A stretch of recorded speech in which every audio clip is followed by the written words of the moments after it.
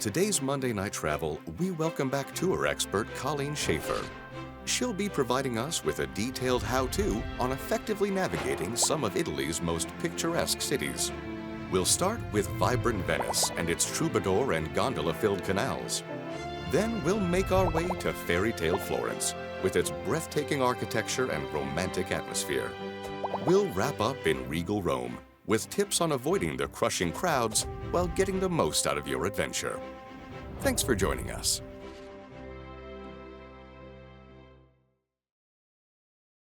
Good evening, everyone, and welcome to Monday Night Travel with Rick Steves Europe. I'm Lisa Friend, and I'm delighted to be back hosting the show. On tonight's show, we are focusing on Italy's three most visited cities, Venice, Florence, and Rome. We aim to equip and prepare you for the pleasures and the pressures of visiting these three cities. To that end, we've invited a uniquely qualified guest this evening, my legit friend and fellow tour guide, Colleen Schaffer. Colleen, come on in. Hey, Lisa. Hey, I'm so glad you're here. Thanks for having me. Happy to. I mentioned that you're uniquely qualified to talk about these things tonight, talk about touring in Venice, Florence, and Rome. And would you tell our audience why that is? Well, when I work in the office, I am in the tour operations department. So my focus is the logistics of our tours, specifically the Italy tours, not all of them, but Venice, Florence, Rome, heart of Italy. So I'm dealing with all of the logistics and reservations to make sure that the tour runs properly. And I've also been a guide for Rick since the mid 90s. And my specialty is Italy. Fantastic. So are you ready to get started? I am. Okay. So we are going to start in Venice, which happens to be one of my very favorite cities. You're going to hear me saying this throughout this entire presentation. But I find Italy, Venice, to be extremely unique in its origins because it is a community like no other. We have a situation where after the fall of Rome, when the barbarians were coming down into the Italian peninsula, there were these cities situated in northern Italy, Padua, Verona, that had been these very illustrious Roman cities that now were trying to escape these barbarian invasions. And they looked towards the Adriatic to these marshy, mosquito-infested islands that the Romans had actually used to, or they visited to go fishing during Roman times. And they were basically refugees escaping onto these islands, trying to avoid the barbarian invasions. And they used the water surrounding the lagoons as a natural fortification. And they thought they'd be able to return. It didn't happen. And so they made the most of the resources. And at that point, they continued to grow and flourish. And by the 11th century, they became one of the most important maritime republics in Venice. And by the 13th century, one of the richest cities in all of Europe. So it is an exciting and interesting place to visit. It's also great to be able to wander through this island, these cluster of islands, 118 different islands, and be able to see the remnants of their past in all of the palazzas and the warehouses that surround Venice. And it's also really convenient because it's all extremely walkable, and it has to be because you get around Venice by walking or by water. So the main focus for most travelers when they're coming to Venice are three different neighborhoods: the Rialto, San Marco, and Accademia. So the Rialto is just a little... I don't know if they can see that, but I'm circling the Rialto on the map. So a little bit north, and then southeast is San Marco, and then southwest is the Accademia region. And that's all great. For day trippers, though, who are coming in and they're spending 6 hours in Venice, these three neighborhoods become really crowded and overwhelmed with those day trippers. So although we're going to talk about visiting these neighborhoods and they're well worth visiting, we also are going to talk about when to visit these neighborhoods and how to get around. So as we are talking about Venice, we're going to talk about some of the big sites first. And probably the biggest, the most iconic site and area of Venice is the Piazza San Marco and the Basilica San Marco. So the Piazza San Marco is both the religious and the political center of Venice. And the Basilica is truly, I would consider, the symbol of not only the religious piece of Venice, but also the power and wealth that Venice had. This basilica, dedicated to St. Mark the Evangelist, actually the Venetians went to Alexandria, Egypt, and stole the bones of Mark. Oh, that's tacky. I know. And brought them back to Venice. This was in the end of the 9th century. Brought them back to Venice and now had the bones to have a consecrated church. They started to build this church at the end of the 11th century. And it really shows the influence of all of the Venetians and their travels. So it is a combination of Orthodox from the Byzantine Empire. It has the domes that are Muslim in nature. They have the Gothic arches. So it's a combination of all of that. And it was actually created as a private chapel to the leader of Venice called the Doge. Lucky for us, eventually they invited other people. So you can actually go and visit it today. And it's free to visit, but you have to be very strategic about when to visit and how to visit, because even though it's free, the lines can be mammoth and long. So they do offer, there's a website you can go to that have skip the line tickets that you Ben is putting in the links. Yeah, so you can reserve your skip the line, and it is a small fee. It's not that expensive. It's under 10 euros, so that you can go inside the basilica and see all of the riches of the basilica. By the way, they got most of the materials for this basilica in 1204, when they decided to sack Constantinople, modern day Istanbul, and brought back a lot of the treasures that you'll see inside there today. Let's go back. I wanted to say that was a wonderful explanation, Colleen. That was way better than Mark Twain, who said this church looks like a warty bug taking a walk. So I applaud you. I have to say, before we go any further, Lisa and I share a lot of stories because we have gone back a long way. We've been friends and colleagues forever. And we actually did a tour together.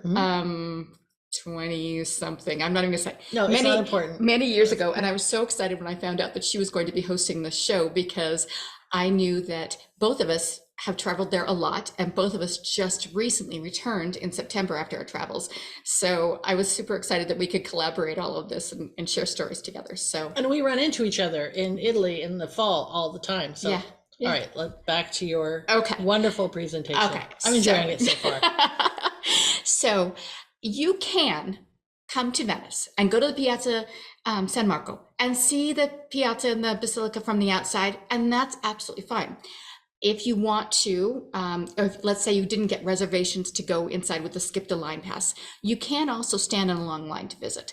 But regardless, the basilica is just a treasure to look at from the outside. If you do decide to go inside, though, then you're going to be able to see 86,000 square feet of mosaics. Greek, Byzantine, Italian mosaic artisans created this interior. And the best time, honestly, to visit it is during the sweet spot hour of 11:30 to 12:30, when the lights are illuminated and you really can get a chance to see these mosaics in their full glory. It also tends to be a bit more crowded during that time frame. So if you wanted to see the basilica's interior lit up, then definitely try and get those skip the line reservations for that. About a month in advance. Yeah, definitely. Don't try to make those reservations a week or so in advance. I've had tour members who have wanted to do that and were disappointed because they weren't able to. Now, when you're inside, you can go upstairs and you get a phenomenal view from the terrace of the piazza, of the Doge's Palace and the surroundings all around the piazza, and a close-up and personal look of some of the gorgeous mosaics that are on the outside as well. And the other thing you can see when you're in the upstairs museum of the basilica are these horses. These bronze horses have seen some things. So they have traveled. If they could talk. So they were originally commissioned. They're a bit of a mystery, but the story is that they were originally commissioned in Egypt during the time of Alexander the Great. Now Nero liked these, and the Emperor Nero, he brought them from Egypt and brought them over to Rome. Constantine, the emperor during the 4th century, in the early 300s, when he decided to move the empire over back to the east to Constantinople, he thought, I'm going to bring these horses with me because they're cool. So he brings them over to Constantinople. And then, do you remember when I just said that the Venetians got a lot of the treasures of the basilica during the sack of Constantinople? In the 1200s. Yep. So 1204, the Venetians sacked Constantinople. They're like, I like these horses too. So they bring them back to Venice. And then Napoleon comes in the late 1700s. He wasn't invited. No, he wasn't invited. No. And he thought to himself, I have this little arch in Paris. They look fabulous on this arch. So he brought them to Paris. The Venetians ended up getting them back. And now the originals are in the Museum of the Basilica today.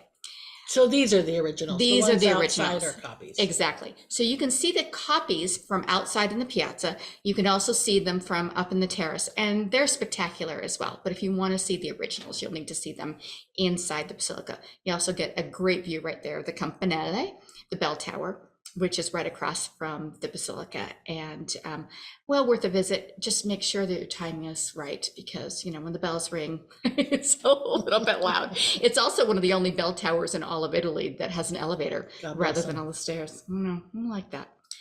So another thing that you can do when you're at the terrace is get a fabulous view of the Piazzetta, which looks out onto the San Marco Basin, and also a view of the Doge's Palace. Now, the Doge's Palace is right next door to the Basilica San Marco, and this is the political center or the political symbol, I should say, of Venice. And the Doge, who was basically the magistrate of Venice, lived here. This is where the Council of Ten, basically the Senate of Venice, also held court. And so it's really an interesting place to visit. It has an opulent interior as well as a very austere interior. So you can go visit the rooms of the council, the rooms of the Senate, and you'll see all this opulence. You can also go into the court. You can go into the prison, because there was a prison there, and that feels much more austere, beautiful courtyard, all of that. But to get into the Doge's Palace, you will find that there are often long lines if you don't plan in advance.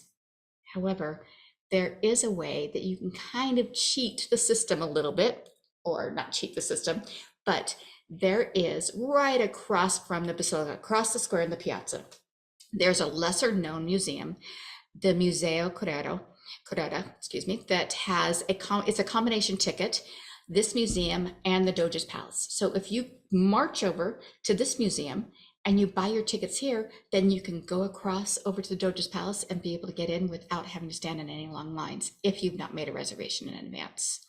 Very smart. So I believe a picture is worth 1,000 words, and a video even more than that. So I thought when I was on tour this fall, I would take some pictures, some videos, I should say, and show you what St. Mark's looks like at different times of the day. So this is 9 a.m. in early October, October 6th or 7th. You can see that the people are starting to arrive. The vendors are starting to set up, but there are no real crowds here yet. So that's 9 a.m. in Venice. And then I took this video at noon. St. Mark's Square at noon. And this is not high season. This is early October, as I mentioned. And so you'll see that it's crowded, but it's not, it can be cheek by jowl when we're talking about May, June, July, September. A lot of people think September is the shoulder season. Not in Italy, it's high season.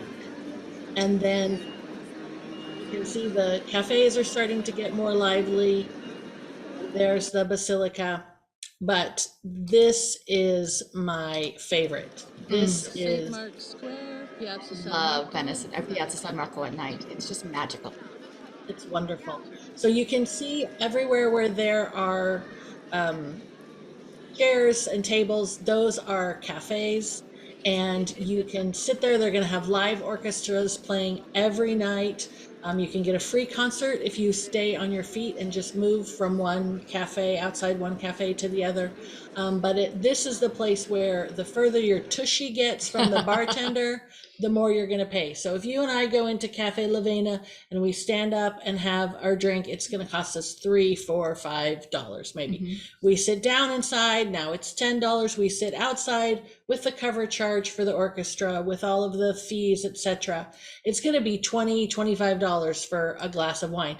But they're maximizing their real estate. It is not a scam. It is well marked, and you will not be asked to buy a second drink. You will not be asked to vacate. I once sat there through an entire flood where the water was up to our ankles and the waiters just had on their boots and kept refilling our potato chips and our water, and it was wonderful. So I just hate it when I see somebody who just wants to rest their feet for 10 minutes and have a Coke, and they're like, why did that cost me $10? You're paying for the ambiance, for the music, and it's really well worth it. But that rule of thumb is correct. I always say to my tour members, the further you are from the cash register and the lower you are to the ground, the more you're going to pay. But in areas like the Piazza San Marco, it is absolutely worth it because you are paying for that entertainment as well. But now you're going to start saying to your tour members, the further your tushy is from the bartender. I like that better. You're going to use that. I know you are. So we just visited the political and religious center of Venice, which is the Piazza San Marco. But there are other areas of Venice that you can visit that actually don't have entry fees and are absolutely spectacular. This is the Church of Santa Maria Della Salute. And Santa Maria Della Salute literally means the Virgin of Health.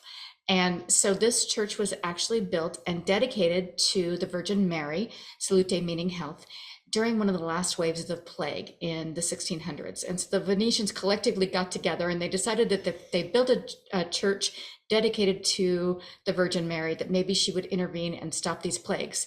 Coincidentally or not, guess what? The plagues stopped happening around this time frame. And the Venetians today, actually not today, but November 21st, they still, as a tradition, they create these temporary bridges, pontoons, that go across the river from the San Marco Basin to Santa Maria della Salute, and they honor the Virgin Mary and thank her for intervening with these plagues. So it's a really, if you're ever visiting Venice in late November and want to see this, it's pretty spectacular. But this can be a little bit tricky because you can actually see Santa Maria della Salute from San Marco, from the Piazza San Marco. So it looks like, oh, I can just get there really quickly. But you actually have to walk all the way across Venice to the Accademia because it's actually situated near the Accademia. It's only during the time that they create these little pontoons that you can walk over. But it's a Baroque style church. And when you go inside, you will be able to find works by Titian. And there we go. Okay. And so, you can go into the Accademia Gallery in Venice. You can go into the Uffizi Gallery in Florence and see works by Titian, and you're paying money for that. Well, you can go into the Santa Maria della Salute and you're seeing many works. This is the Pentecost by Titian, but you can see many works by Titian in here for free. So these are one of the strategic ways that you can see major sites without reservations, without big crowds, because a lot of people do not go into this church.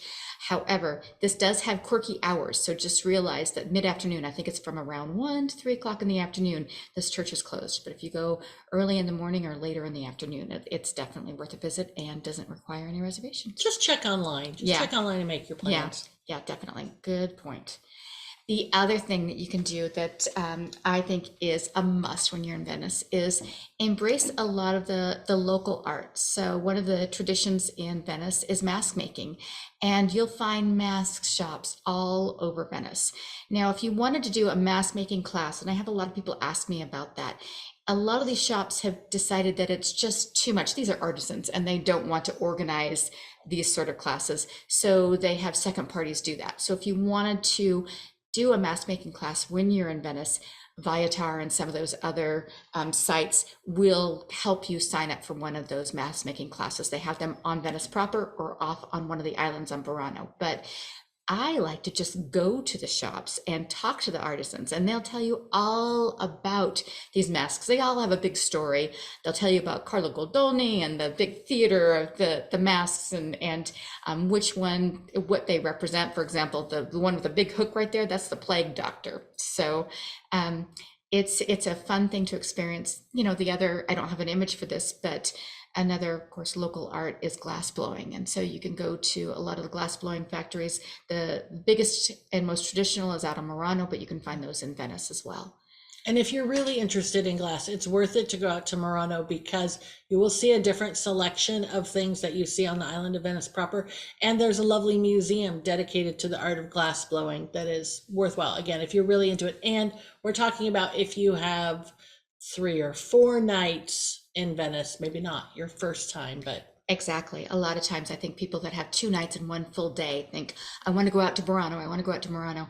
I would say if you have that time frame, which a lot of people do, spend your time in Venice. It's really going all the way out to Murano or Burano would mean that you're short selling yourself on being able to really explore Venice proper. So when you are in Venice, you might see some peculiar art or architecture. This is the Biennale, and Venice has really made a name for themselves as far as being embracing contemporary modern art. And Biennale, which every other year, of course, is when the Venetians have modern art displays. And you will find, it used to be on the off year, so it would have been in the year 2023. The pandemic messed that up a little bit. So now in 2024, the Biennale will be modern art displays, and they are throughout Venice. You'll find the exhibitions in the old shipyard area called the Arsenale, or in the palazzos near the Accademia Gallery. But honestly, if you're just wandering, you'll find in some of the churches or some of the art shops, you'll see a lot of artists who have set up kind of like pop shops, temporary displays of this modern art. And it's really cool to see. On the other years, so on the even years now, is the modern contemporary art of the Biennale. On the off years, it's the architecture. So there's always going to be something. But if you like modern art, Venice has really made a name for itself with that. And it really depends. If you're going into one of the palazzos, or if you're going to the Arsenale, to the big exhibits, it does cost money. Some of these little shops and churches that have these exhibits, it's free. So it's fun to explore and just check it out. Now, another famous thing about Venice are the gondoliere, and Lisa, back me up on this. They're they're considered sort of the Casanovas / rock stars, sort of the dudes of Venice. And, the gondolas go back to the 9th century as far as being a tradition in Venice. And to be a gondoliere, you have to go through, to be a licensed gondoliere requires a lot of tests, and they only offer, I think it's about 500 licenses today, but you can go on a gondola while you're in Venice. And there's several different gondola stations. They have their prices posted. It is a little bit less expensive if you go before 7 o'clock in the evening. I disapprove. One should not be on a gondola during the daylight in Venice. This is my opinion. Certainly not during midday. I do think, though, dusk is a nice time to go. Dusk is fine. Yes. Dusk is lovely. Go out at dusk. Yes. Come back in the dark. See Venice from the theexact angle it was meant to be seen at, from the level of the water. It's fantastic. Exactly. It's not cheap. And so if there's just two of you want a romantic ride, then it's going to be between 80 and 100 euros, and that's not including the music. If you are traveling by yourself, or if you're thinking, I don't need a romantic experience, I just want to go on a gondola, a lot of times at these stations, you'll find other travelers who are looking at the price list going, that's kind of spendy. And there's 5 people that are on a boat. So you can often make new friends and share the price by going on a gondola together. That's what my husband and I did the first time we went to Venice. We found another couple and shared it. But of course, I was being very nice. I'm like, yeah, you guys go and sit in the back with the 2 seats next to each other. And my husband and I sat across from each other and held hands and went, maybe we should have splurged for our own gondola. But do what you got to do. Yeah, exactly. But it's important. I never have any tour members who come up to me at the end and say, wow, we wish we hadn't done that. No, it's quite an experience. Yeah. It really is. So, now, there's all these sites, big museums, and activities that you can do in Venice. But I honestly think that the best way to see Venice is to see the little side streets and alleyways and neighborhoods. This is where you really get a flavor of the real Venice, and you get to see the locals, the Venetians, in everyday life on one of the many campos. So I personally say, we talked about the Bermuda Triangle of Venice, the Accademia, the Rialto, San Marco, but I would say intentionally get lost. Go out to some of these neighborhoods. You're on an island that is only 3 miles in length. So if you get too lost, if you hit water, turn around. You'll find your way back to one of the major sites. But this is where you really do go out to some of the nice little neighborhoods. Some of my favorites are the Arsenale near the shipyard, where the exhibits are for the Biennale.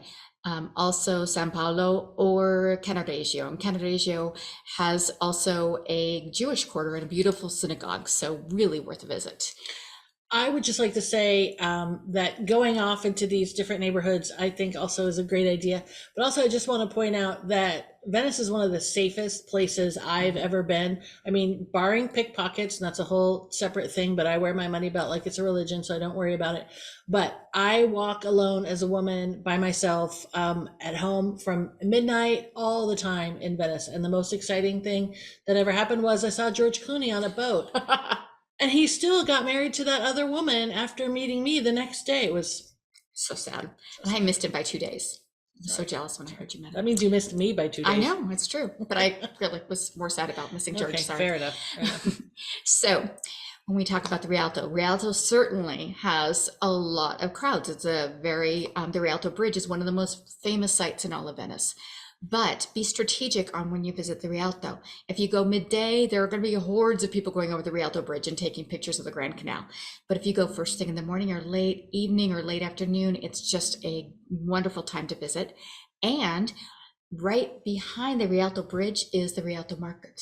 Mercato Rialto. And this is where you will find all sorts of vendors out there with their fruits, their vegetables, and as well as their seafood. So, we're on the water, right? And the Venetians love their seafood. I like to go first thing in the morning because then you see all of the merchants out with their getting ready for the day. I also, if I'm really tired, going at say 6:30 in the morning, because that's what time they come in, I'll just follow them. I'm not stalking them, but I follow them for their cup of coffee, because you will get the best coffee in Venice if you follow these merchants, because they know exactly where to go for that coffee. But it is a really fun thing to do. You'll find all the locals out there shopping for their fish for the day or for the week, and as well as the restaurant chefs. Yes, exactly.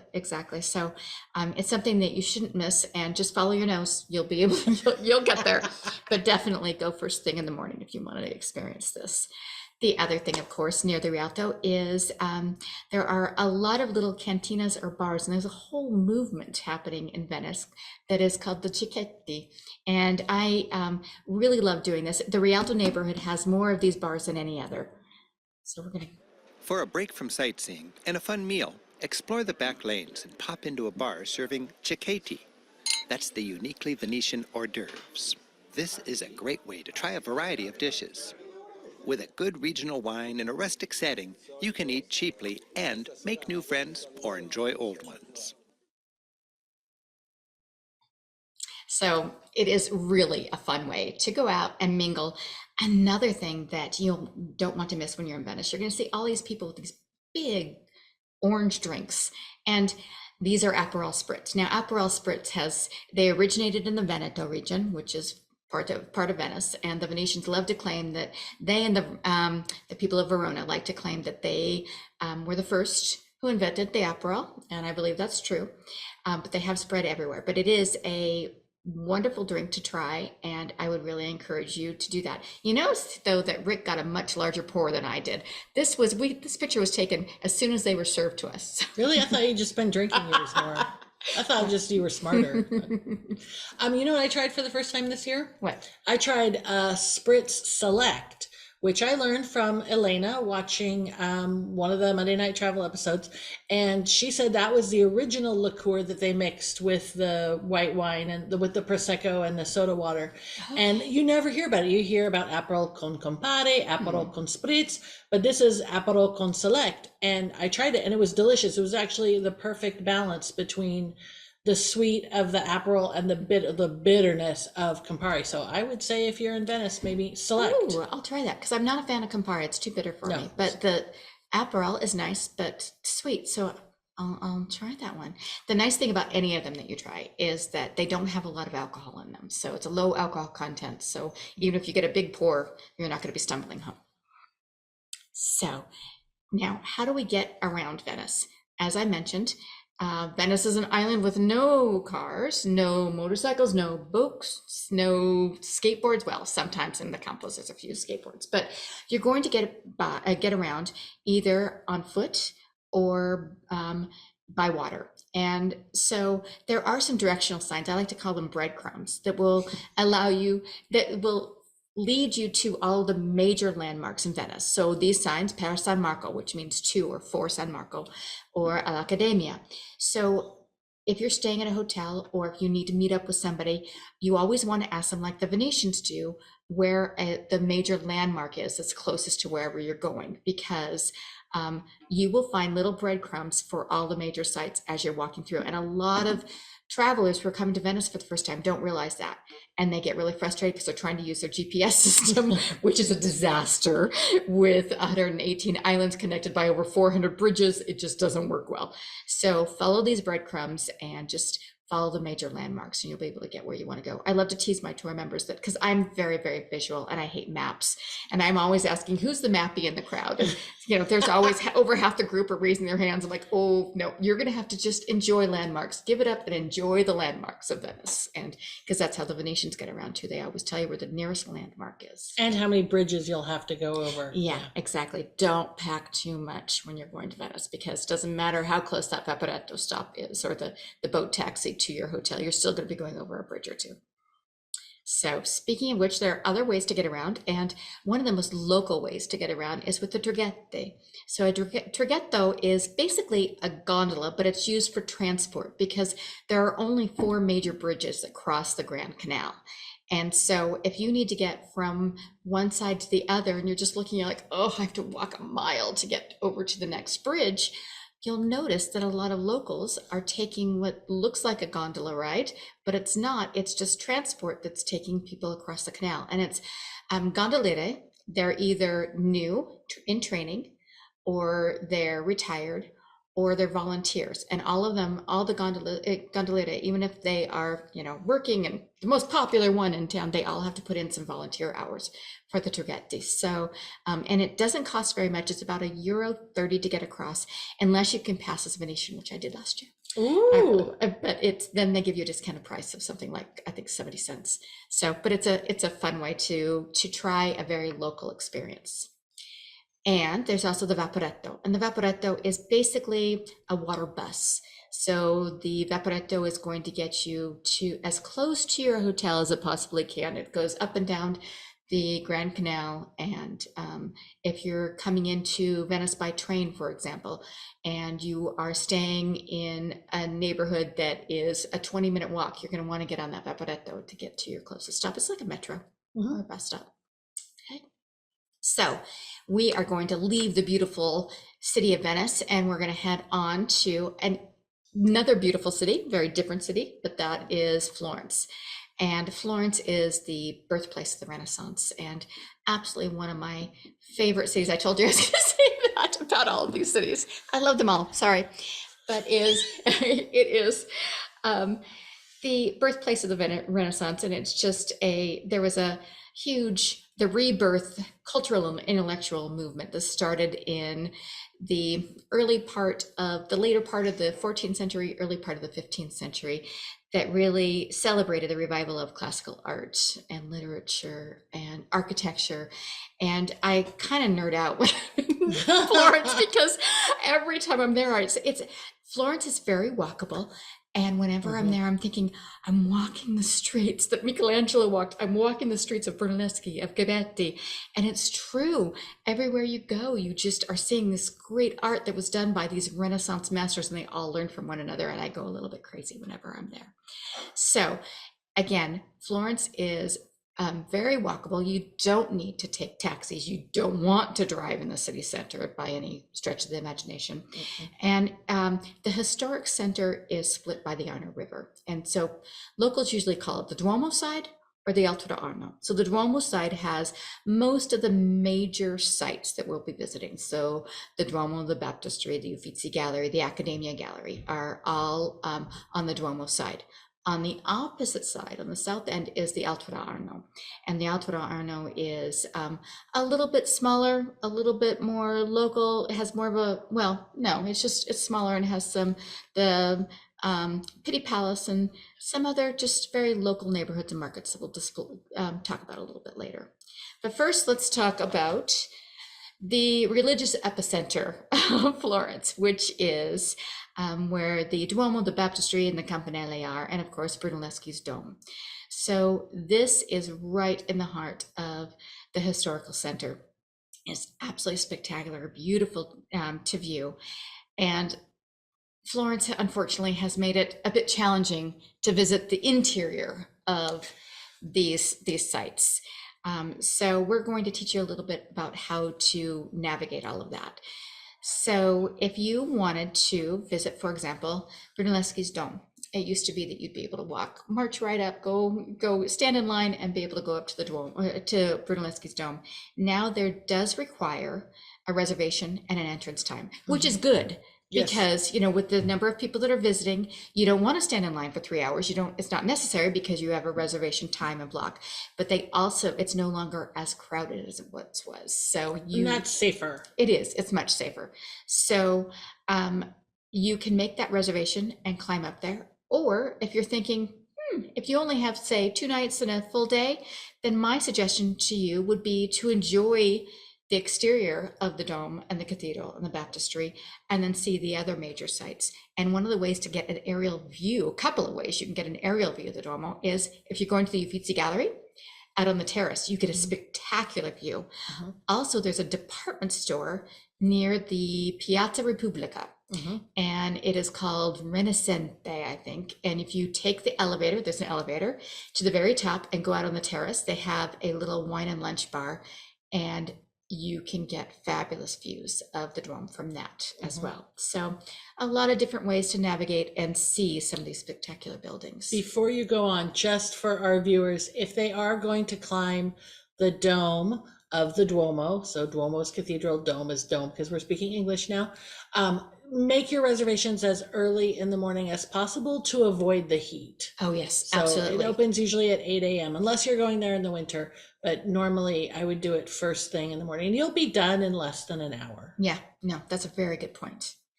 Now, if you do have more time to spend in Florence, so again, if you're spending 3 nights or more, then I would highly encourage you to get one of these passes. And we do include a website that gives you more information about this, but you have essentially 3 choices, 3 different types of passes that you can choose from. And there's a combination of the baptistry, the Duomo Museum, the cathedral, and the Campanelli. The birthday one is the one that also includes the dome. But if you have the time to get one of these passes, then one of my very favorite sites to visit is that baptistry. I absolutely love it. Now, if you're going in 2024, unfortunately, the interior, the mosaics are getting a bit of a facelift. So they're being restored, the mosaics are being restored. So if you're going in 2025 and you have a few days to spend, then I would go inside the baptistry, because what you'll be able to see are some beautiful Byzantine mosaics. This is the Last Judgment scene, one of the many Last Judgment scenes that you'll find in Italy. The Last Judgment scene became so popular in the Middle Ages that they actually nicknamed it the Doom. Oh, Yeah.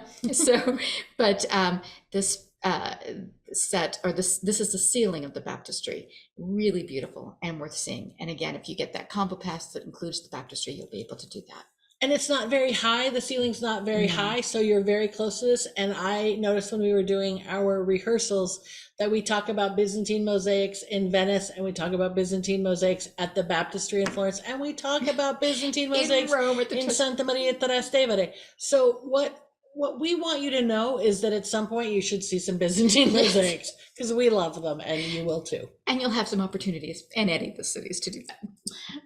So you can also visit the Duomo Museum. Now, the Duomo Museum definitely got a facelift about 10 years ago now, and it is one of my favorite museums to visit. We included the website for this, and it has a model of Brunelleschi's dome, and they've done a wonderful job of recreating exactly the engineering techniques that he used to create this dome. You also get, see this picture here? I'm so proud of this picture. It's got a picture of the Duomo, the model, and then behind it in the windows, you can see in the distance the Duomo, the original dome. So, but beyond Brunelleschi's dome in this museum, you've got some works by Donatello, by Michelangelo, Luca della Robbia. So just a lot of wonderful Renaissance art that is worth a visit if you have more than 2 nights. And so visit that website and you'll see all those options available to you. Now, one of the sites that you'll want to see, it's one of the biggies, in Florence is the Uffizi Gallery. So the Uffizi and the Accademia galleries are probably two of the two most important sites in Yes. Florence. And Do the not miss those. No, absolutely not. We want to be strategic, though, on when and how we visit the Uffizi Gallery. As you can see here, there are crowds because it is the most famous site in Florence. And to me, it is my favorite museum to visit in all of Italy because the art goes in chronological order. So you see the beginning of the Renaissance and as it transcends all the way to the Baroque movement. So I love to see it. So do many other people, obviously. So you'll want to choose, and it varies. Make a reservation. That is the number one thing to say, and make that reservation at least a month in advance. Unless you're traveling, say November to March, then things quiet down. There's far fewer crowds. So at that time, it's not quite as essential to have that reservation, but any other time, definitely make it. And I'd say it's worth it. Only maybe it was just really an off thing, but in 1999, the first time I ever went to Florence, I was there in November and I had to wait in line for 45 minutes. Now, that's not bad. I mean, I waited in line for Pirates of the Caribbean for 25 minutes once. So, you got to take what you're seeing into account. But I'd say you could run into lines at any time of the year, and it's 5 minutes on the internet before you leave. Make those reservations. that's true. And also remember that the first Sunday of every month, 12 months out of the year, the state museums, which include the Accademia Gallery and the Accademia, are free to the public. So Uffizi and the Accademia, Yeah, both yeah. owned So- by the city of Florence. Yeah, so those, you might want to avoid those free Sundays because they get very crowded. There's also, we're always trying to be really strategic about when to make those reservations. I would say early in the morning or late afternoon. Mid-morning, around 10 a.m. to noon is always going to be the busiest because people sleep in, they have breakfast a little bit later, and then they all try to go at the same time. And it's just packed during that time frame. Also, right after lunch can be really busy. So I always say rule of thumb, first thing in the morning, late afternoon, and also lunchtime, because everybody is thinking, well, it's 12. I'm going to have my lunch during this time frame. So if you can have a really early lunch or a really late lunch going during that noon hour is helpful too. But reservations are key. And I always say get up early. It's for all of your sightseeing. It makes a lot of good travel sense to get up early and try and get started then. Because, and the other thing that I love to share is what this city looks like in the evening. Florence at night is absolutely magical. And if you're in Florence and at the courtyard of the Accademia Gallery in the evening, you can see, just see in the niches here, you've got all of the Renaissance artists that are sculpted. So and they've got their names. So you can go to each one of these different niches and be able to see what your favorite Renaissance artists used to look like. They also have, in the summer months, they play outdoor movies. Nice. So yeah, so it's something fun for the locals. They're all in Italian, but it's really fun to experience and visit, and it's free. So when you're in the Uffizi Gallery, again, it goes in chronological order. So the first couple of rooms of the museum are going to focus on Giotto and Duccio, the pre-Renaissance artists. And then we go into Botticelli and the Birth of Venus, and then Leonardo da Vinci and the Annunciation, Michelangelo's Tondo, which has the Holy Family. And I always love this one because to me, this is so irreverent, but it looks like Mary's handing Jesus over to Joseph. It's like, here, you take him for a while. And of course, we've got Raffaello. So you have the Trinity of I also mentioned Botticelli, but you've got all of the masters of the Renaissance. They all go in chronological order. It's a beautiful museum to visit. And of course, if you are in Florence, you also need to see the Accademia Gallery. And the Accademia Gallery was built for this David, Michelangelo's David. And he created this, took him 3 years from 1501 to 1504, 18-foot statue, absolute beautiful work of art that really represents the Renaissance. And reservations are a must here. Whenever you see people who are standing in line, they're waiting hours to get into the Accademia Gallery. Now, another museum that you can visit if you like sculpture. So let's say you just saw that image of David and you're like, oh God, I really want to see more sculpture. Then the Bargello is something that's worth a visit, and the Bargello is actually a lot less crowded. It has weird hours, so check the website. But in the Bargello, you're going to see some of the many masters. Michelangelo's one of them, Bologna, but also Donatello's David represented here. And Donatello was before David or before Michelangelo, and you see his portrayal of David as a very young, first male nude since Roman times, right? Exactly. And behind him in the niche, also done by Donatello, is St. George, and you'll see a copy of him at the Or San Michele.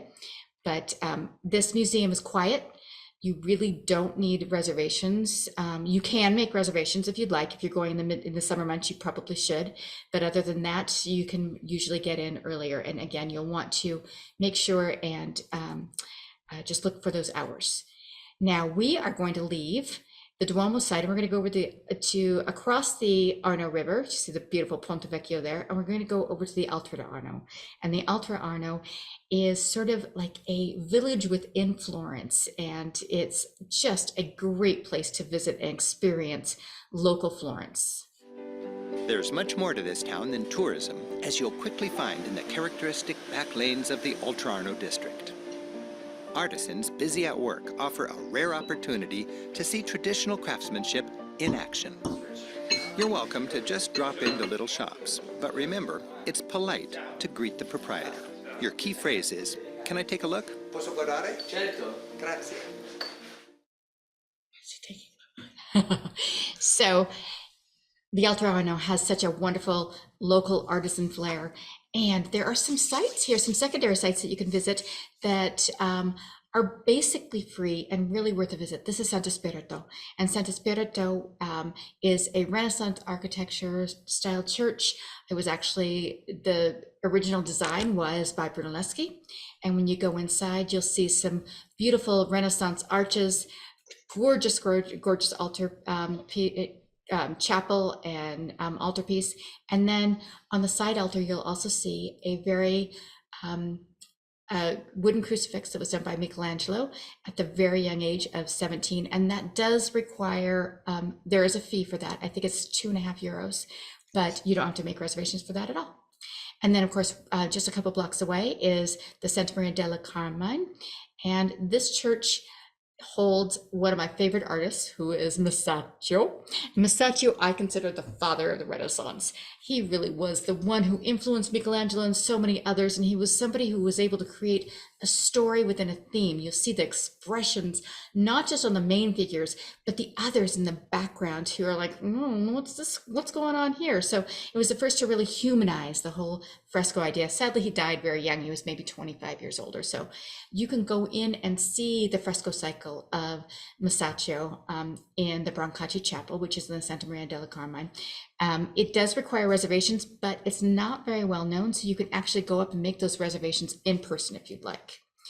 The other thing about the Oltrarno is that there's just so much fun street art. I mean, look at this Martin Luther. It's just, it doesn't get any better than that.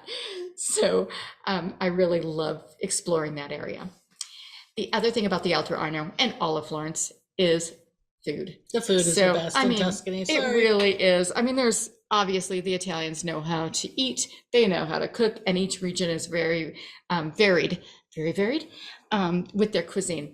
In Tuscany, it's really that bold pastas and hearty pastas and meats that just have so much of flavor. So you've got the pecorino cheese, you've got the cingale, which is the wild boar, the porchetta, the olives. You have wonderful herbs and fruits and vegetables and traditional foods that are really fun to try. So this, for example, is called ribollita, and it's the perfect time of year for ribollita, because ribollita is a stew that is very, very hearty, and ribollita actually means reboiled. And so this ribollita is something that during the Middle Ages was created for, it was a poor man's dish. So what do you do when you don't have a lot of money, right? So you decide to throw everything you have into a pot. So it was the carrots, it was the kale, it was lots of cabbage and onions and beans. And beans. Because the Florentines are the mangiafagioli. Yes, exactly. So you got lots and lots of beans, and it's reboiled for several days. It was traditionally made for Fridays because you can't have meat on Friday, and there's no meat in a ribollita. But the other funny thing is that the Tuscans in general when they first started to make their bread, they wanted to be very frugal. The Tuscans are still known to be kind of frugal, and salt was very expensive. So when they made their bread, they made it without salt. And flavor. Or flavor, yeah, exactly. You really do need that salt. But what happens when you've got bread that isn't salted? You don't eat it. No, you don't eat it, or if you do, it goes stale and hard as a rock very quickly. But they're not going to throw it away because they're frugal people, right? Mm-hmm. So they created many dishes, including panzanella and pomodoro, but ribollita is one of the others that they created so that they could chop up that stale bread and throw it into their soup or their stew, and it added more texture and flavor. So I always love to have my tour members try ribollita, and I think we're going to try a little bit of ribollita tonight. I'm so excited to try your ribollita. You made this. Yes, I did last night. There's me in my kitchen. Oh God, that looks gorgeous. Creating. Ooh, thank you, Ben. Grazie. My pleasure. So this is, if you can see here, oh yeah, the ribollita. Whoops! Oh, it just spilled all over the table. That's a little bit. So this ribollita is made with the kale. I like to put a little bit of red potato in mine as well. Onion, carrots, broth. Keep and talking. It is. No, okay, I can't. Yeah, I talk. can't eat. I'll eat later. And so it's a fun thing to try. The other regional specialty of Tuscany, and particularly Florence, of course, is bistecca. Oh yeah. We have a favorite little restaurant that we like to go to called Giulio Rosso, and this is one of our favorite friends, Franco. And Franco's so proud of his bistecca. He usually comes out with the steak raw ahead of time, which a lot of our tour members look at it and go, oh. And then later he'll come out and surprise everybody by flambeing it. Oh, that's so fun. You can see I'm just warming my hands up by the fire. Yeah. That is one of my favorite moments on tour. We both take our groups to this restaurant because their meat is fantastic. Their food is fantastic. They have the best gnocchi I've ever had in my life. Yeah. Their gnocchi with the 4 cheese sauce. And this is delicious. Really good. Well, thank you. Grazie. I'm very impressed. So yes, and I learned how to make this from Franco. So he's big on his ribollita.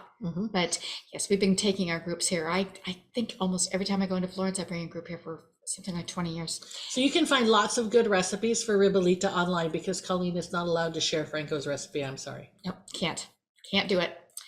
And I would say wherever you go in Florence to eat or throughout Italy, find the little tiny trattorias, because the trattorias really they focus on their regional specialties, their local ingredients, their local wines, their local menus, whatever it is. And they're usually family run and just a ton of fun. So this is a picture of Franco's brother Angelo and some other family members and restaurateurs in Giulio Rosso. We would love to hear in the Q&A if anybody else made ribollita, and if they have a particular recipe that they want to share. And also, we are drinking Tuscan wine tonight. So we are drinking Chianti, which is one of the subregions of Tuscany. And we are drinking a wine that is DOCG, which means it's controlled by the government and guaranteed to be a good quality, prepared in a traditional way. And if you want to make sure that you are drinking the real Chianti, I don't know, I think Ben opened this up for, God bless him. There would be a black rooster on the label right here. So the Gallo Nero, you see that, you know that it's a good Chianti. So this is Chianti Classico, and it really pairs well with the bold flavors of Tuscany. Absolutely. Reds are predominant in Tuscany. They do have a white that I love, Vermentino, but it is predominantly red. And it's because it's such a meat and potatoes and hearty flavors. What's the next slide? The next slide is wine. Wow. But the fun thing too in Florence is that you can go to all these different wine shops and you'll often find outside these little wine shelves. So you get a little glass of wine, you go out and you stand and you talk to your friends, and you've got a little wine shelf to set your wines on. Another thing that's become really popular are the wine doors. So during the Middle Ages, people used to go to especially during the plagues, they'd need to get their wine. They had more wine than water. They considered wine healthier than water. And so they would want to get their supply of wine, but they didn't want to interact with the person in the shop. So they would knock on the door, and then there'd be a little tiny door. They'd knock on that little door in a wall, and on the other side, they would open it and hand them a flask of their wine. And it's become all the rage. They're doing it again. It started up again during the pandemic. The doors are have always been there, but they just became in use again during the pandemic. So when you're in Florence, you'll find many of those. That's fun. But you know, wherever you go in Tuscany, I'd say try those chiantis, try the wine, experiment a little bit, and go with the local flavor. So I would also encourage you, especially anytime during spring, summer, and autumn, to eat outside. So many of these little piazzas and neighborhoods have wonderful outdoor seating. Lisa and I met up with some friends last summer, I think it was, and this is in the Oltrarno on the Piazza SantSpirto, and just enjoyed an outdoor evening together, eating and drinking and enjoying our company. And I think we ended up talking to some locals too, because there's always somebody sitting right next to you. You have to get rid of that personal space, that bubble, because in Italy, they love to have everybody sit close together, and a lot of times people will join up next to you. So we are going to leave Florence, and this is a great shot of the Piazzale Michelangelo, and we are heading to Rome. And Rome, of course, is the capital of Italy. It is the largest city in Italy, with a population of about 3.5 million people. But the historical center is so navigable and easy to get around. And every time I'm in Rome, I just think, I cannot believe I'm here with the layers and layers of history. It is like a slice of lasagna. Everywhere you go, you just have layers of that history. And the historical center is actually very, very easy to get around by foot, by taxi, by metro, by bus. So don't let the fact that it's the largest city in Italy or the population size intimidate you, because everything that you want to see is basically in the historic center. And you can get that. I walk around Italy or around Rome all the time. So the focus, of course, is you've got the Colosseum that's over on your lower right, and the Vatican City, which is on your upper left-hand side, and then all the little bits in between. So again, you can get around by metro. The metro has two lines though. They're working on their third, but it's Metro Line A and Metro Line B. You can imagine in a city of antiquity that every time they try and create an underground subway system, they get rerouted. And so it's very hard for them to have a robust metro system like London or Paris. You can also get around by taxi or by bus. There are a lot of traffic jams. You also can't catch a taxi just by hailing a taxi cab down. You have to go to one of the taxi stations. I would not recommend driving in Rome. Oh, okay. Yeah, I did it once with my husband. I did it once. I did it this spring, but not very far. Yeah, Mike and I did, and we got in a fender bender within like 2 blocks. Oh, nobody was hurt. But yeah, it's probably best not to drive within Rome. No, there's no reason to. No. So some of the biggies that we're going to be seeing, obviously, we were going to be going to the Colosseum. Now the Colosseum, absolutely, without a doubt, 100%, you need to make reservations for this and make reservations in advance. We have a website where you can do that, but if you do not make reservations, you probably will not get I don't even think you can go buy, you can't buy tickets. You have to buy. There are scalpers that are selling tickets at, $300 a pop, but, and if you don't make your reservation in advance, unfortunately, what it means is that you'll be forced to use a secondary site that does charge an astronomical fee. So if you want to pay the real price of a Colosseum ticket, then go ahead and make those reservations in advance. So can't express that enough when you are in Rome to prepare in advance. And you can get a lot of different passes, and one of them includes allowing you to get to the gladiator entrance, the arena floor, to be able to visit. And so the co-op culture.it will give you all of those different examples of that. And as you are leaving the Colosseum, you'll get to see many of the victory arches that lead to the Forum, including this Victory Arch of Constantine. And then you'll continue on to the Roman Forum. Now, you can also just get a Forum pass, which includes the Forum, the Palatine Hill, and it is really a wonderful pass to get, again, on that website. And there are places you can go that give you spectacular views of the Colosseum without actually going into the crowded museum. Not to say you don't want to visit the Colosseum, but it is an option to be able to get a pass without seeing that. I would really encourage you to get a local guide if you're going to the Forum, because the Forum has so much history and so many stories to tell. But without a local guide or our Rick Steves audio app, which the app is excellent. It is excellent, but have something, because you want to think that the stones are going to speak to you or the columns are going to speak to you. The reality is they just don't. I've tried. You really want somebody there to explain it to you, whether it's Rick in your ear or a local guide like Francesca Caruso, who's a dear friend of ours who is in this photo here.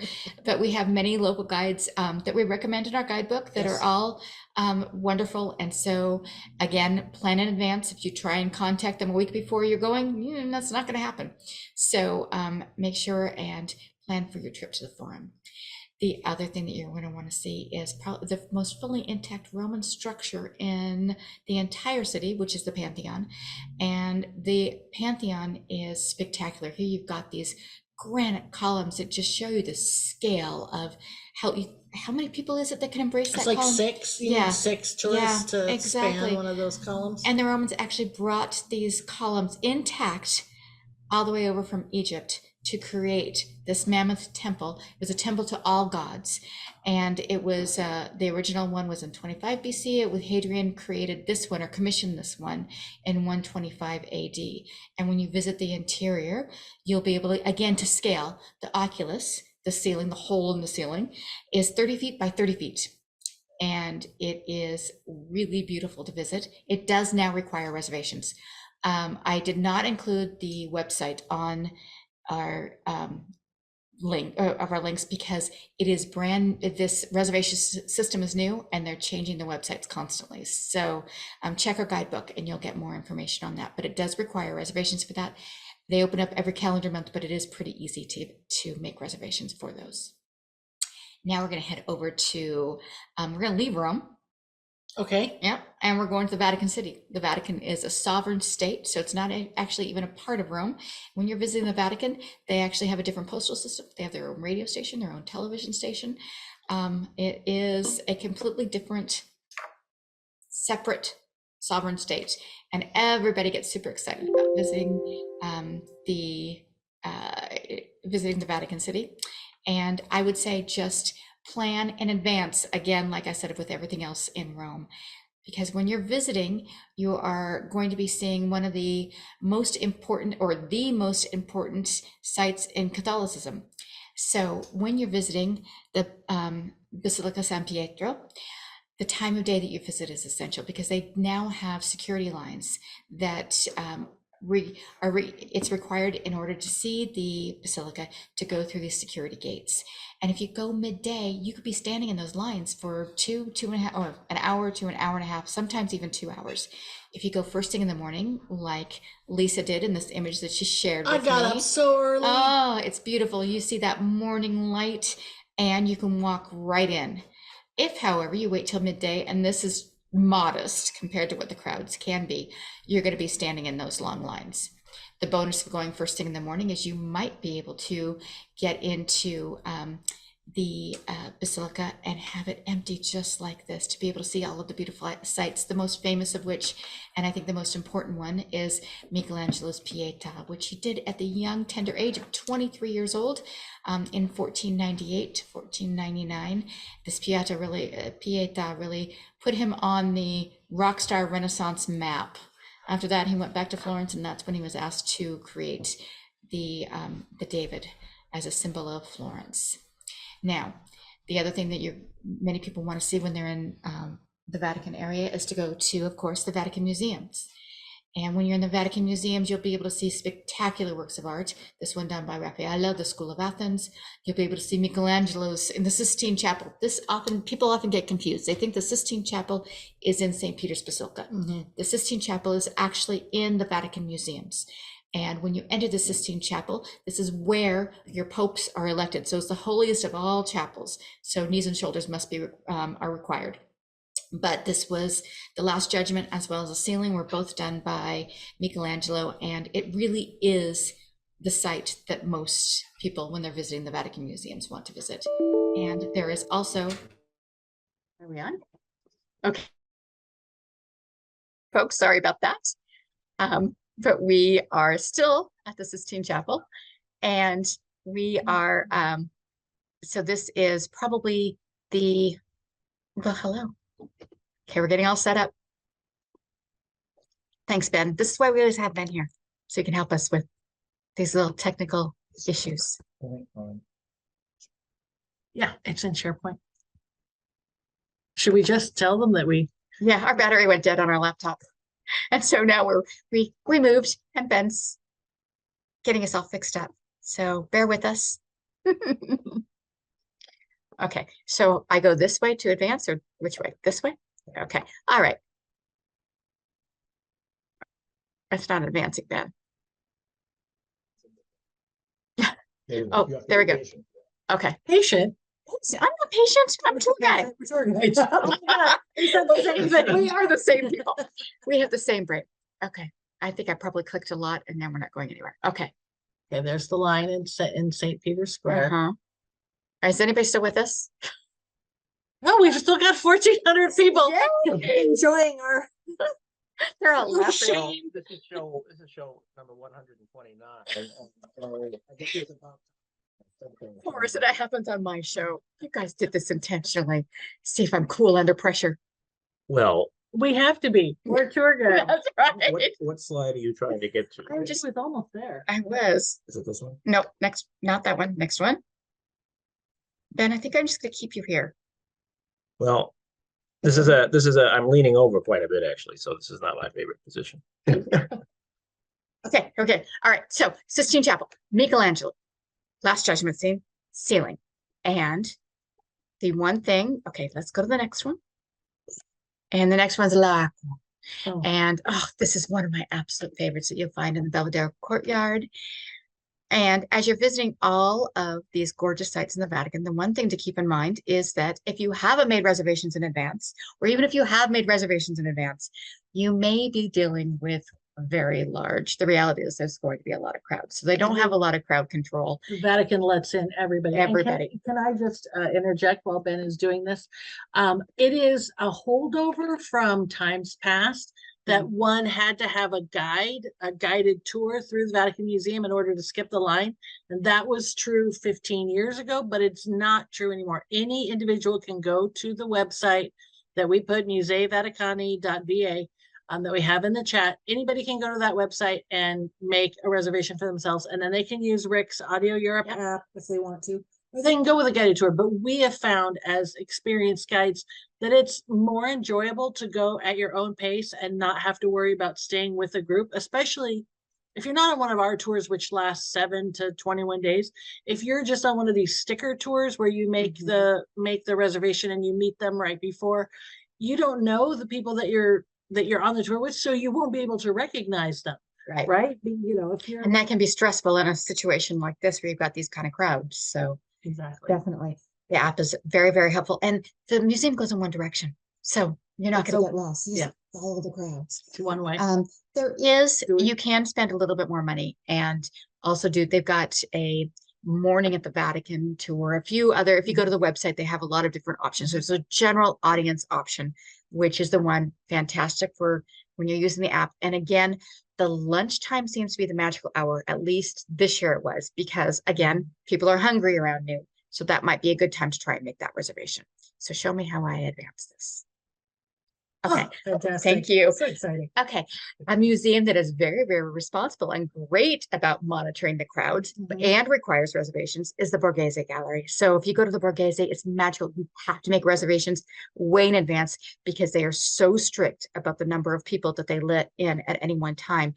And it's beautiful and it's just a beautiful experience. And when you go inside, you'll be able to see the master of Baroque, which was Bernini, and so many works by Bernini. And this one of Apollo and Daphne is just one of my favorites. And he is, when you've had Michelangelo, who's created sculpture like Michelangelo and like David and the Pieta, where do you go from there? You go Baroque, and Baroque is all about movement and emotion. And you'll be able to see all of this when you go to the Borghese Gallery. Now, if you decide that you can't, or if you can't get into the Borghese, or you just want another experience, the Borghese Gardens are beautiful. They're like the Central Park of Rome.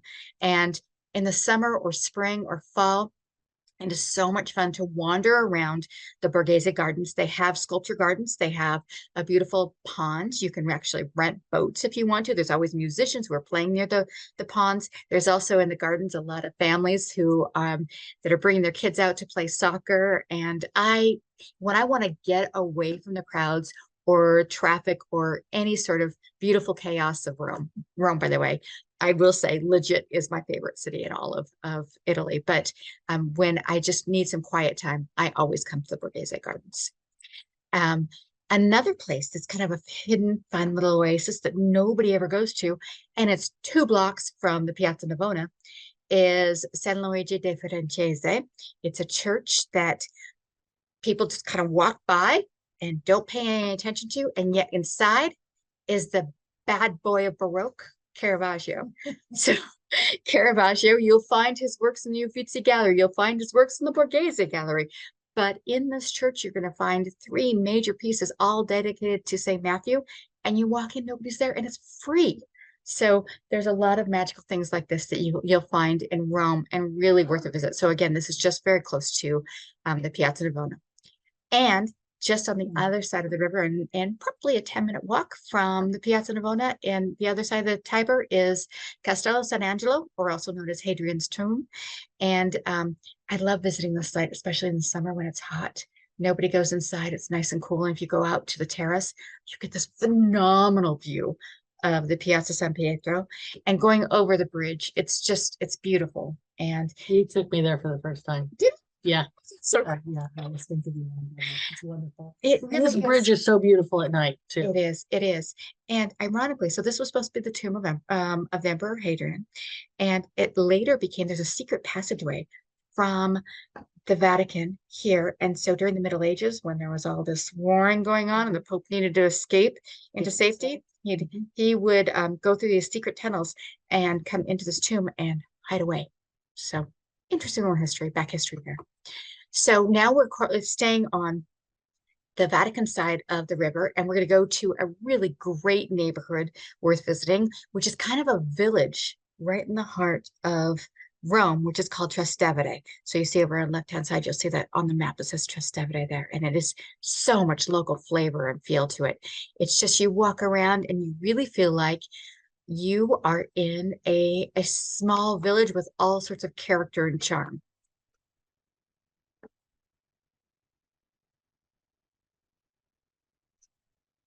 I don't think they could sound. The place to immerse yourself in the crustier side of Rome. The name Trastevere. Trastevere actually means across the Tiber River. Wandering here offers a chance to hone your senses, to see Rome more intimately. You'll discover a world of artisans who found their niche and love it. The people here, Trastevere, are proud. Old timers once bragged of never setting foot on the opposite side of the river. As we explore and observe, the big city seems worlds away.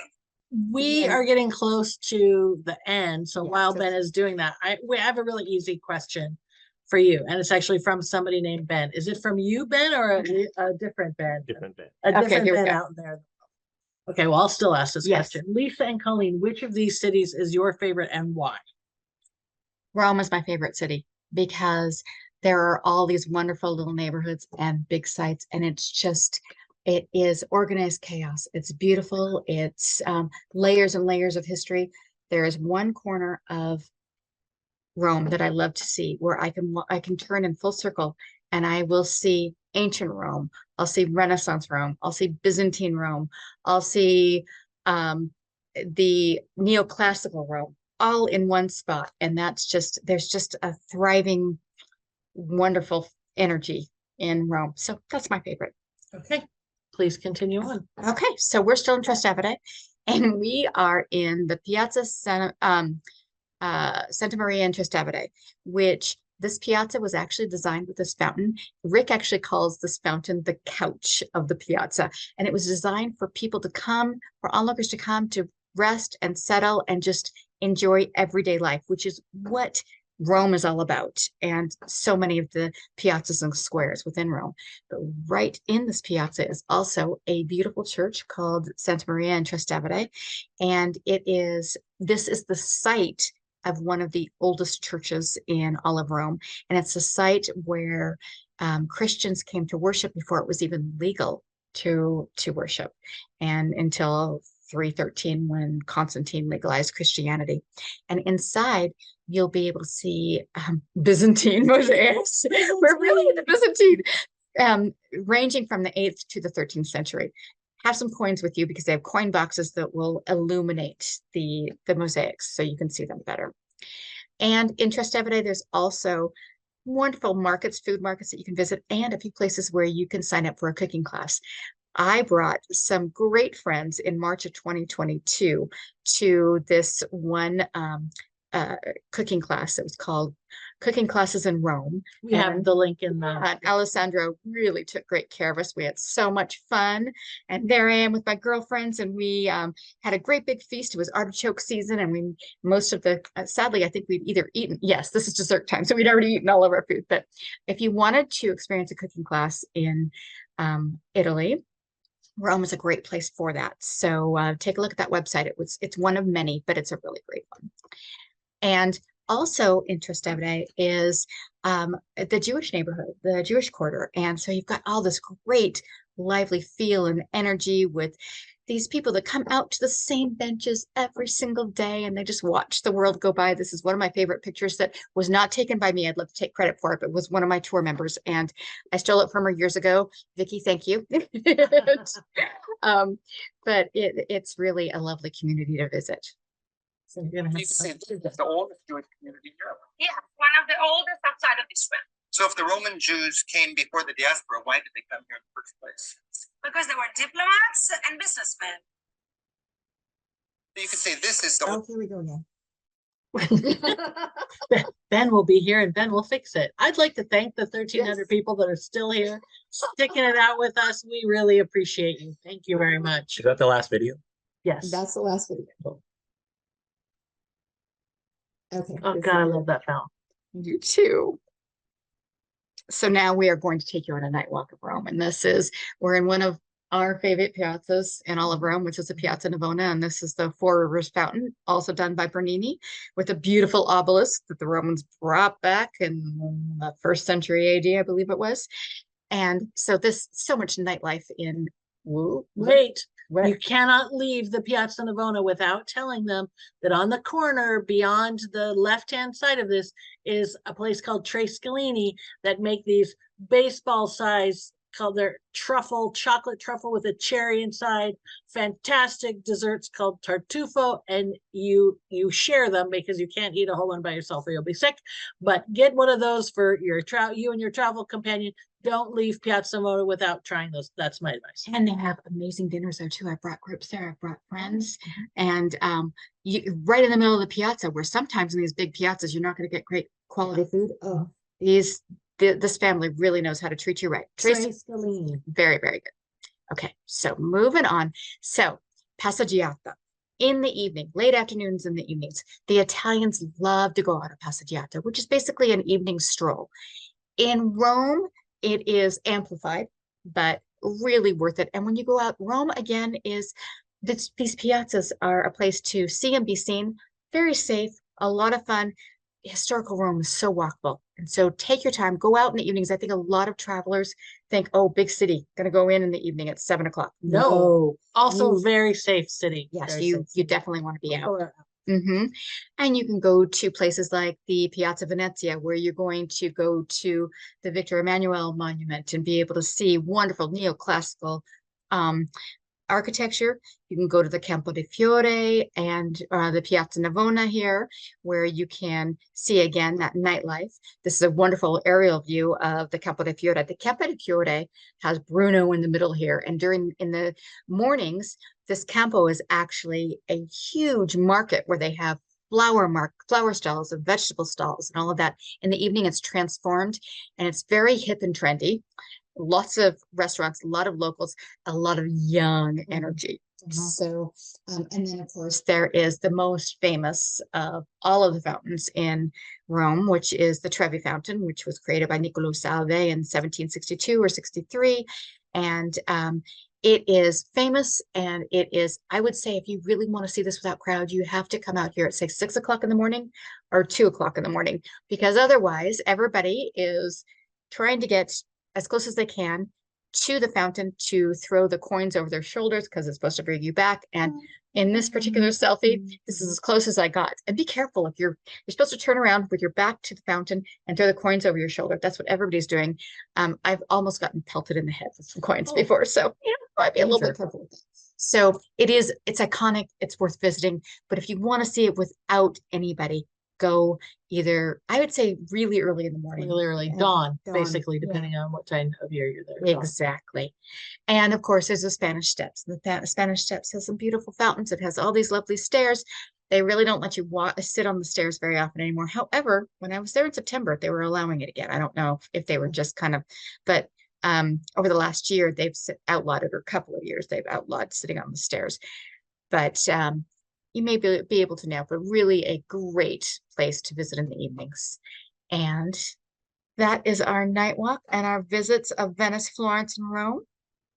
And I really hope that you have enjoyed this with us. And as evening is approaching, what do you say? Should we let these people ask a few questions? We should let these people ask a few questions. Yes, absolutely. Visitors, not people. So. Our guests. Yes. Ben, will you hand me an Italy book, please? Perfect. Thank you. Tonight's word from our sponsor is Rick Steves' Italy Guidebook. Almost everything that we've talked about tonight is in this book. It is $27.99 worth of great information. So buy that, because I don't travel without my Rick Steves' Italy Guidebook in Italy. Questions? All right. So we asked one of the questions. I will answer my part of the question, which is, which of the three cities is my favorite? Florence, for sure. It has the best art, the best food, the best museums, the loudest Vespas. Everything is walkable, easy to deal with. I love Florence, and the Florentines know that they're the cream of the crop when it comes to Italians. They'll tell you about it. Oh, yes, they will. And George wants to know, could you tell us about the interesting Italian graphic behind us? Well, now you see our store, the Rick Steves Travel Center store, from an employee view. But before that, we were in front of a piece of art done by a local artist here in Seattle, whose name is Chloe Wicks. And she did the 7 Hills of Rome in a stencil, and then figurines in a Roman style. So she did that for me, and I've had that for probably 15 years. I think this is Chrisanne. I cannot exactly read Christine? Christine. Okay, sorry. Our line's still typically long for museums in December. Not before, unless you're close to Christmas. No, you're fine. If you're there at the beginning of December, middle of December, no, the lines are not long. I'm going to let you answer this one. David wants to know, what is the latest on Venetian efforts to limit tourists into the city? Well, the rumor is right now, and they've been talking about this for a long time, but I think they're actually going to do this now, is they may charge an entrance for people who are not actually staying overnight in Venice. Mm-hmm. And so I'm not exactly sure how they're going to do that, whether it's going to be a voucher of some sort, but they are trying to limit the day trippers who are coming in and congesting the city without staying overnight. And that a lot of times and so they want people who are, because Venice is a special place, and they want people to be able to contribute to the economy and enjoy their stay rather than spending 6 hours there and getting out. And that's also the same with people who are on cruise ships and coming in for the day. Yeah, but they have outlawed cruise ships in the lagoon. So now people have to come in by tender. And that's very exciting for us as people who love Venice, because frankly, it was terrifying to see a giant 20-story high cruise ship go past the Doge's palace and almost block out the sun while you were there. I like cruises. I have friends that work on cruises, but keeping the cruise ships outside of the lagoon and tendering people in, I think it's the right thing to do. I agree. Oh, if you had to choose between Venetian contemporary, Oltrarno street art, or... Oh, you didn't finish that question. None of my seats. Is it because we desperately needed help? Oh, and thank you, Ben. Sorry that we couldn't. Or Roman Byzantine art. Which would you choose? I love all of them for very different reasons. I think it's fun to see, because there is so much Byzantine, and Renaissance and Baroque art in these cities. I think it's fun and quirky to visit some of the more contemporary modern art in Venice. And I think that's sort of a new niche that Venice is taking on because of that. So you always are going to want to see the Byzantine and Renaissance and Baroque when you're in these cities. But I think adding a little modern take. It's a fun treat. It's a fun treat if you're walking when you're there during the Biennale and you see something like one of those blow up balloon dogs or the hands that you showed. I mean, that's a fun little thing.